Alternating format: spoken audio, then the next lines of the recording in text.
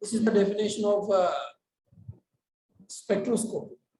Spectroscopy is nothing but the interaction of matter with electromagnetic radiation. Interaction of matter with electromagnetic radiation. We are having two components in our electromagnetic radiation, that is electrical component and magnetic component. So they will be perpendicular to each other, and the propagation will be in perpendicular to these both.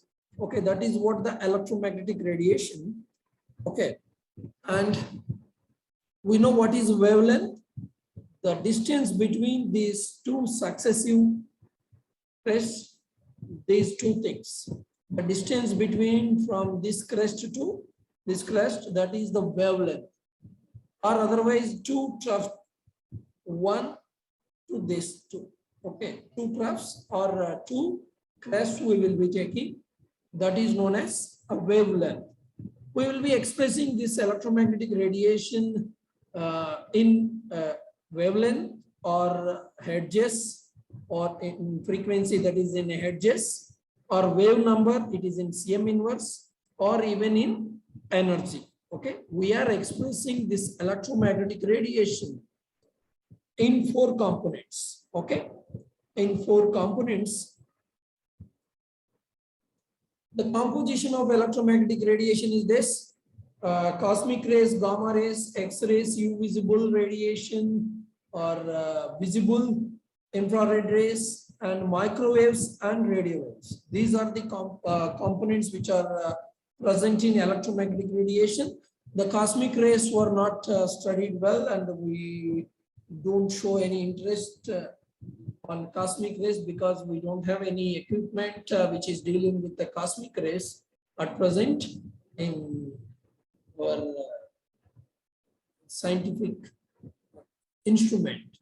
Okay, the gamma rays, X-rays, U visible, and infrared radiation, and microwaves and radio waves. We are having equipment, established equipments to deal with these radiations and to see the spectroscopies or even X-ray diffraction.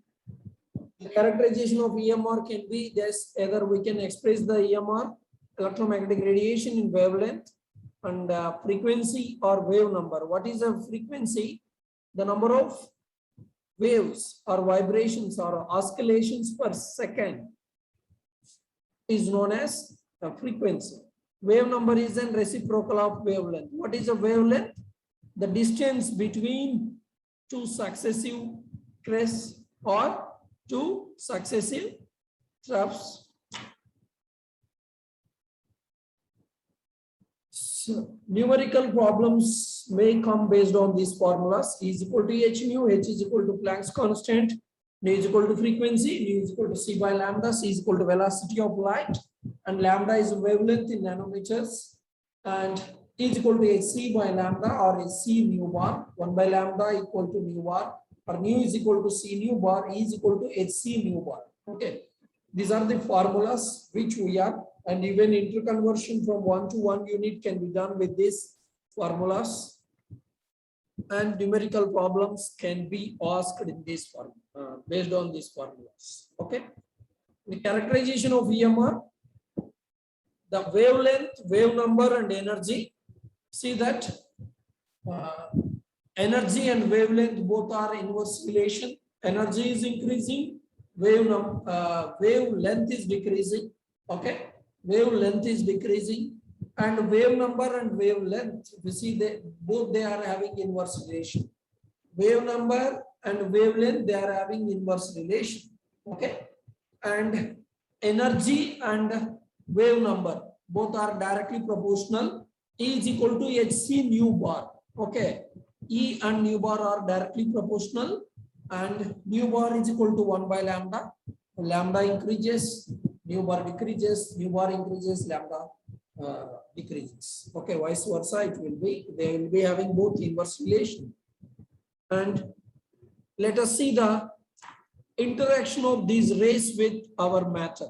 Okay, we have roughly discussed about the energy levels present in molecule that is electronic energy level, vibrational energy level, and rotational energy levels. Here, the electronic energy levels were shown in red color, and the green color energy levels are vibrational energy levels, and blue color energy levels are rotational energy level. S, we are indicating electronic energy levels with S singlet. Even triplet energy levels will be there. We have not shown in the diagram. Okay. And vibrational energy levels we are indicating with V1, V2, and rotational energy levels J. Okay. J is a rotational angular momentum.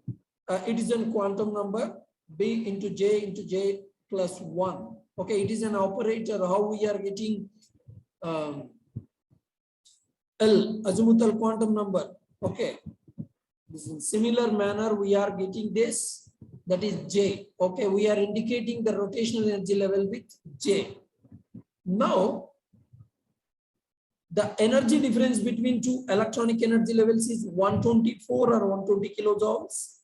And the energy difference between vibrational energy levels is 12 kilojoules. And the energy difference between two rotational levels is 0.012 kilojoules. Okay, 0.012 kilojoules. Now, let us see what is the principle of UV visible spectroscopy. Interaction of UV visible radiation with matter. Okay, is spectroscopy. Okay.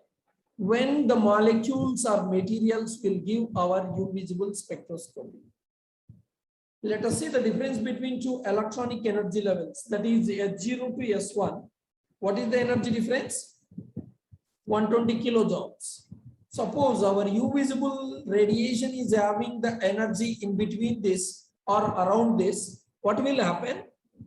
It will bring the change in electronic transitions. Electron will jump from S0 to S1.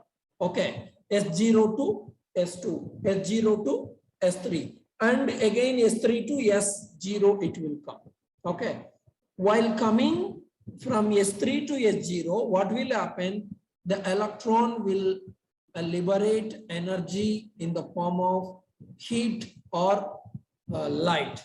If it is releasing light, we call it as fluorescence and phosphorescence. And if it is emitting heat, that is called thermochemistry. Okay. So now, for UV visible radiation, what will happen? Electronic transitions will happen. Okay, electron will jump from one electronic energy level to another electronic energy level. One electronic energy level to another electronic energy level. That means two red lines. This electron will jump from one electron energy level to another electronic energy level.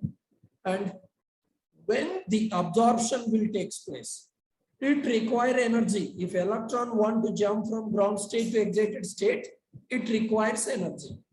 Okay, if that, when it will happen, the frequency or the wavelength of the UV visible radiation is matching with the energy difference between two electronic energy levels. Okay, the energy can be expressed in electron volts or kilojoules or wave number or wavelength or even 4 units as we have discussed: wavelength, wave number, and Hertz even, and kilojoule per mole.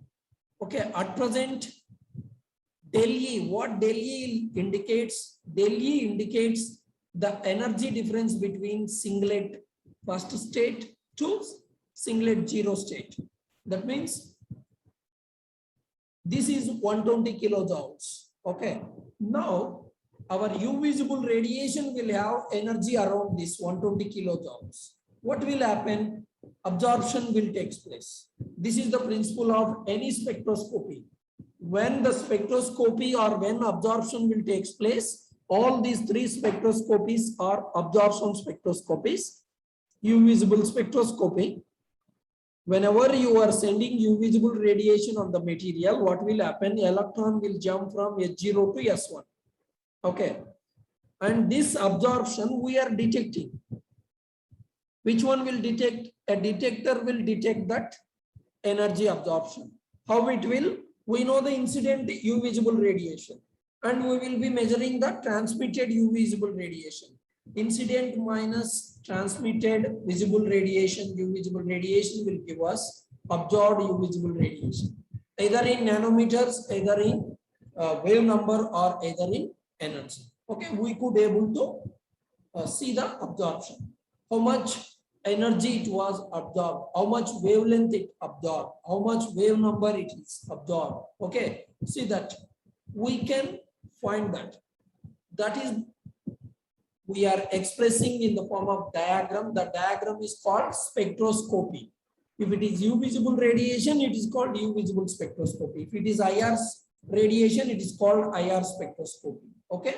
If it is a microwave radiation, it is a microwave spectroscopy. Okay. If it is a microwave radiation, it is an okay. A spectroscopy is called the interaction of solid or interaction of liquid or gas with electromagnetic radiation. How this matter is interacting with radiation. Okay. ESR is nothing but electron spin resonance spectroscopy, nuclear magnetic resonance spectroscopy, NMR. These both spectroscopies requires radio waves and microwaves, okay, respectively. And microwave spectroscopy requires microwaves, and infrared spectroscopy requires infrared radiation. Okay, visible UV visible radiation, UV visible spectroscopy deals with UV visible spectroscopy.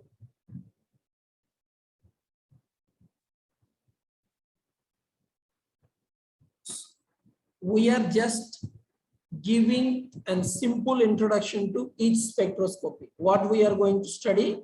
3 spectroscopies: UV visible spectroscopy, infrared spectroscopy, and microwave spectroscopy. Now we know the principle of UV visible spectroscopy. What is UV visible spectroscopy? The study of electronic transitions in molecule is known as UV visible spectroscopy. Or otherwise, what is another principle? The principle of interaction of UV visible radiation with matter, okay, is known as UV visible spectroscopy. Okay, this is the principle of UV visible spectroscopy. Now, application of UV visible spectroscopy. We will introduce all 3 spectroscopies first. Okay, we will introduce all these 3 spectroscopies. UV visible spectroscopy applications. What we can find out from UV visible spectroscopy? We can find out the presence of heteroatom. What is meant by heteroatom? Mostly these organic compounds, will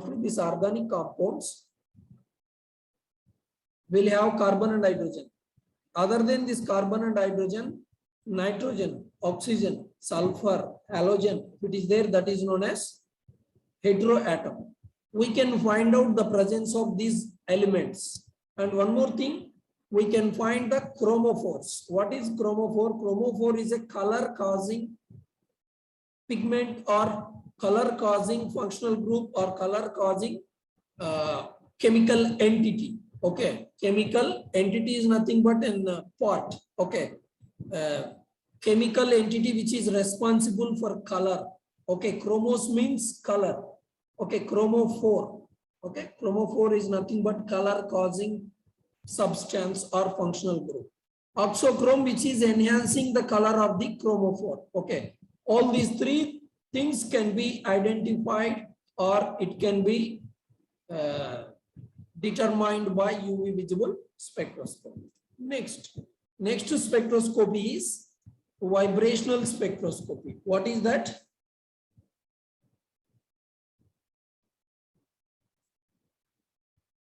Vibrational spectroscopy is interaction of vibrational radiation or IR radiation with matter is known as vibrational spectroscopy. One more thing, when the molecules will give vibrational spectroscopy, see that we know the difference between two vibrational levels, 12 kilojoules energy. As per quantum chemistry, now the energy levels are quantized. Okay. Now the energy levels are quantized. See how we are explaining our spectroscopy. The difference, energy difference between two vibrational levels is Delhi. Now, if Delhi is matching with the frequency of IR radiation or energy of IR radiation or wavelength of IR radiation, what will happen? Absorption will take place. Okay. What is this absorption? Electron will absorb the energy or molecule will absorb the energy, and they will bring changes in vibrational energy levels. They will bring change in vibrational energy level, and these green color transitions will happen. Okay, these green color transitions are vibrational transitions. Okay, and blue color transitions are rotational transitions. Red color transitions are electronic transitions. We have given only one transition. Okay, don't assume. Okay, it's simply for understanding purpose we are. Okay, this is called vibrational spectroscopy.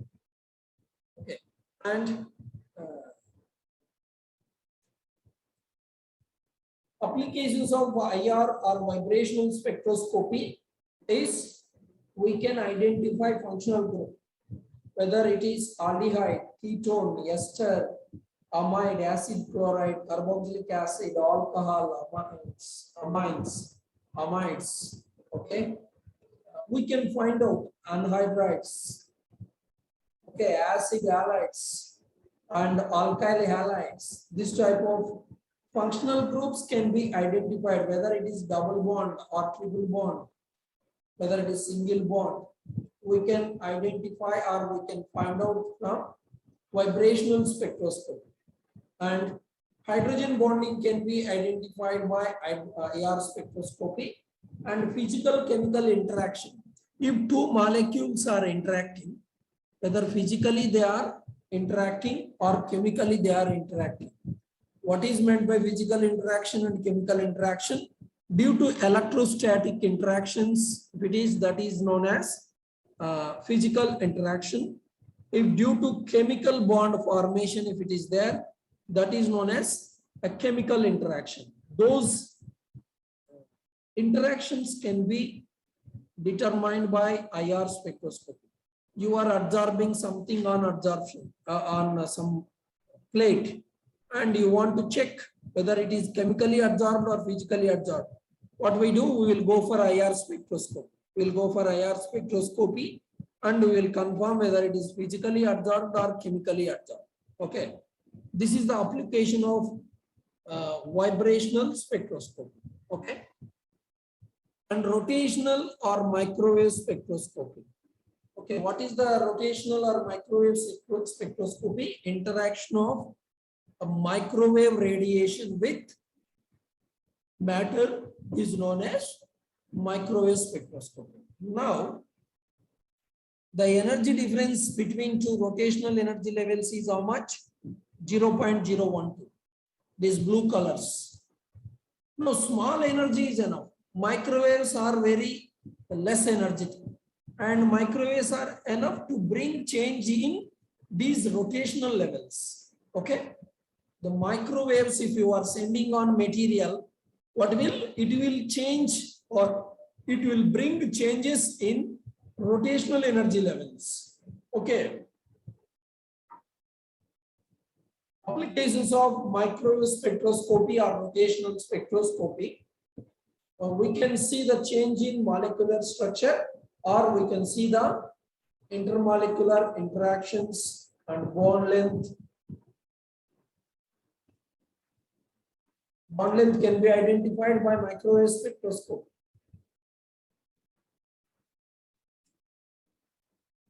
Yes. Up to now, what we have seen the definition of spectroscopies and types of spectroscopies and simple introduction to the each spectroscopy and what we have one application of each spectroscopies. Okay. Simply, we have introduced a word called spectroscopy, and we have given introduction to the electromagnetic radiation, and we have discussed three spectroscopies: definition and applications. Okay, simply we have discussed molecules have now how many energy levels? 4 energy levels. Okay, let us see that red color to red color, S0 to S1, S0 to S2, S0 to S3, S0 to S4. If it is, that is called electronic transition. If the energy required for these transitions is known as electronic energy, and the electronic energy molecules will have electronic energy levels after excitation. That is the one. And one more thing, molecules will have vibrational energy levels. What is a vibration actually? Vibration is nothing but which can bring change in bond length or bond angle of the molecule.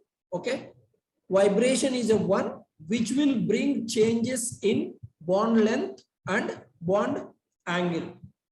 If change in bond length happens, that is called stretching vibration.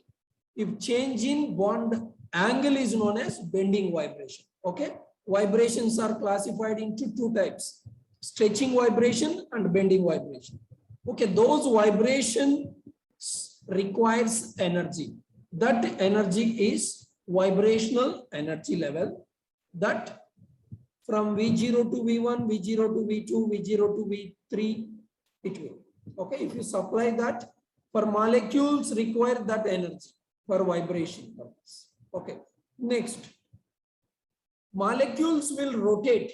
Molecules will rotate, okay, on fixed axis.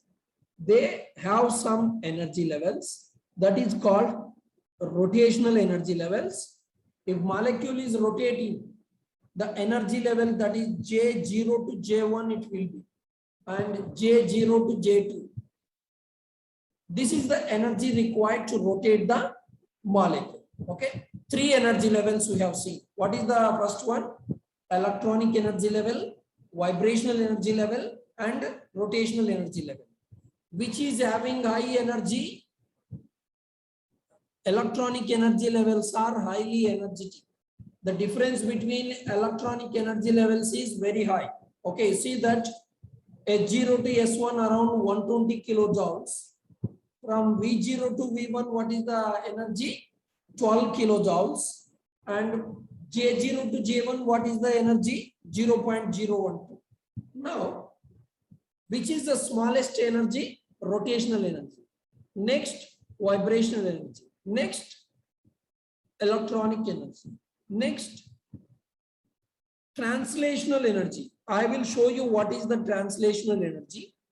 Okay, let us see first. We have seen three energy levels up to. And before going to see the translational energy level, we have to define a new word or new term called degrees of freedom. What is the degrees of freedom? The number of ways required to exchange the energy is known as a degrees of freedom. I will show you what is the degrees of freedom. You see that molecule is there. First, let us take simple monoatomic.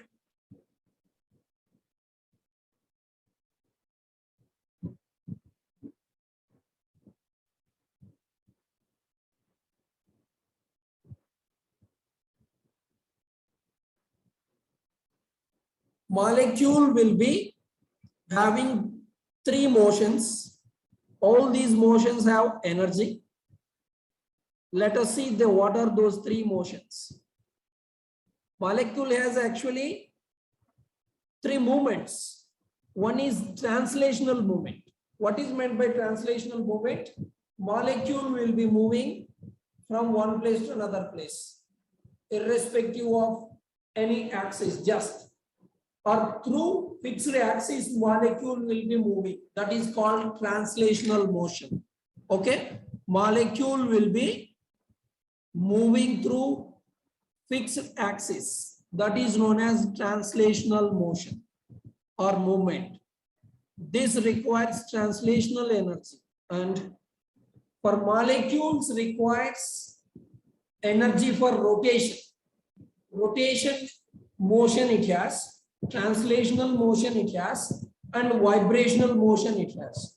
Let us see all these three vibrations in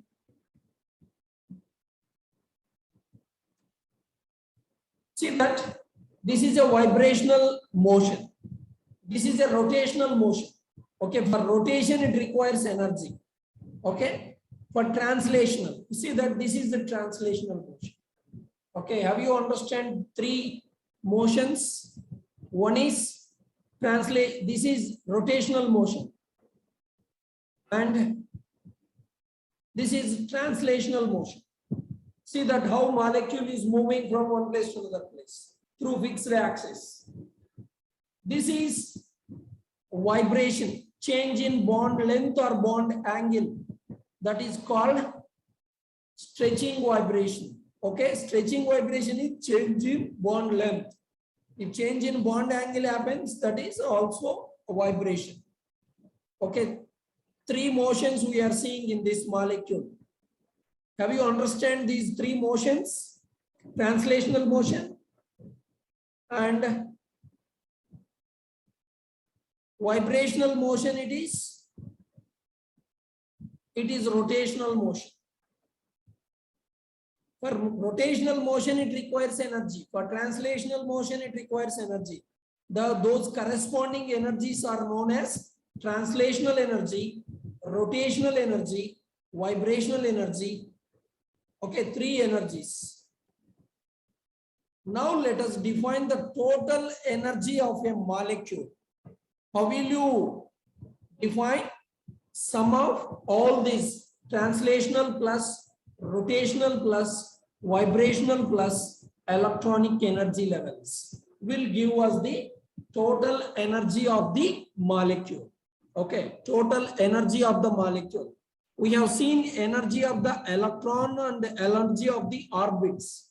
Now we are applying our concepts to molecules. Okay, since the energy levels are quantized, whether it is an electron or whether it is an atom or molecule, same thing, all are subatomic particles. Subatomic particles, we can apply our quantum mechanics. Okay, now we are applying and we are quantizing these energy levels. We have quantized already. What is these are the quantized energy levels. With respect to, I am expressing the energy gap or energy levels in wave number. Here in energy, that is in kilojoules. And even we can express it in nanometers also. But I have not shown this in nanometers. For translational motion, the energy required for translational motion is very, very small. Very, very small. And it is neglected. It is neglected. Like, if it is neglected means we can leave it. It is not quantized and it is neglected. We are leaving it. And what are the three energy levels? We have finally, this is a translational energy level of monoatomic gases. Helium, let us. This is a kinetic energy and it is very small. It is very small. It is negligible when compared to our rotational energy and vibrational energy and electronic energy. If you compare with that, it will be very, very less. That is the reason we are neglecting it. This is rotational energy. This is considerable. And it is quantized. Yes, it was quantized. We have seen the diagram, energy diagram. You see that. What is the quantization of vibrational thing? 12 kilojoules. The difference between V0 to V1 is how much? 12 kilojoules. The difference between H0 to S1 how much? 120 kilojoules. That means it is quantized. This is nothing but the energy quantization. This is what we have seen in our Schrodinger wave equation. Energy derivation. Okay. For orbit 1 we have derived. For orbit 2 we have derived. For orbit 3 also we have derived. Okay.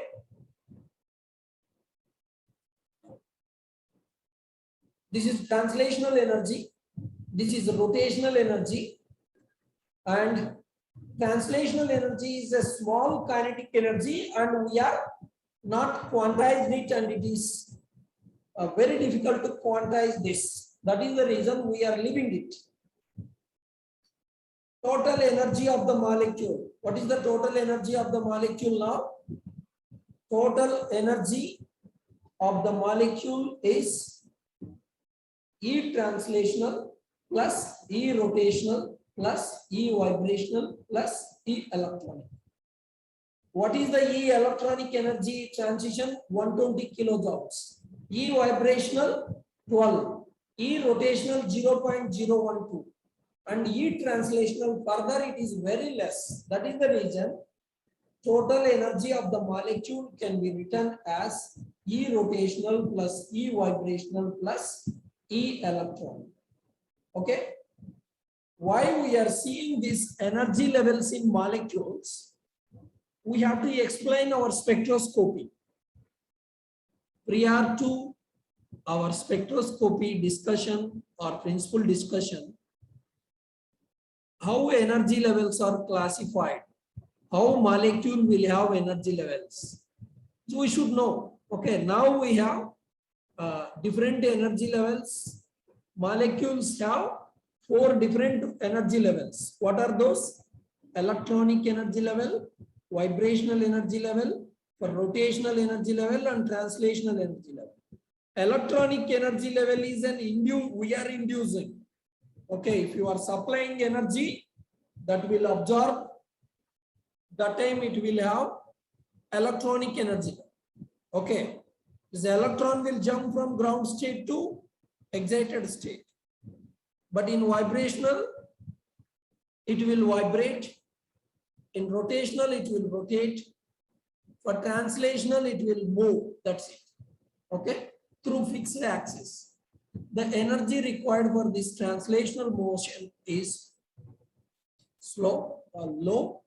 We are neglecting it.